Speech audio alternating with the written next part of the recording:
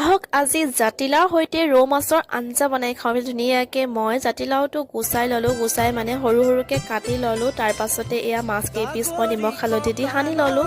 এইফালে আকৌ খৰিও গোটাই লৈছোঁ, যিহেতু জুইত বনাই আছোঁ। আৰু এইফালে মাছ কেইপিচ ভালদৰে ফ্ৰাই কৰি ল'লোঁ। ফ্ৰাই কৰা হোৱাৰ পাছতে মই মাছ ভজা যিখিনি তেল ৰৈ গৈছিলে তাতে আকৌ পিঁয়াজখিনি ভাজি লৈছোঁ।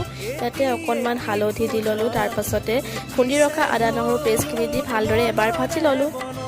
কোনে বাৰু জাতিলাওৰ সৈতে মাছৰ আঞ্জা খাই ভাল পায়? মই পিছে এনেই জাতিলাও খাই বেয়াই পাওঁ, আৰু এনেদৰে যদি মাছৰ লগত বনোৱা হয় তেনেহ'লে খাই বিৰাটেই বেছি ভাল লাগে। আৰু ধুনীয়াকৈ ভাজি ল'লোঁ। তাৰ পাছতে এতিয়া সৰু সৰুকৈ কাটি ৰখা বিলাহী অলপ দিলোঁ, আৰু ইয়াতে অকণমান গৰম পানী দি মানে সেইখিনি অলপ সময়ৰ কাৰণে সিজিবলৈ ঢাক মাৰি থৈ দিলোঁ। এইফালে ধুনীয়াকৈ মোৰ জাতিলাওখিনি সিজাৰ পাছতে মই এতিয়া ফ্ৰাই কৰি ৰখা মাছখিনি দিলোঁ, আৰু ফাইনেলি মোৰ জাতিলাও মাছৰ আঞ্জা ৰেডি হৈ গ'ল।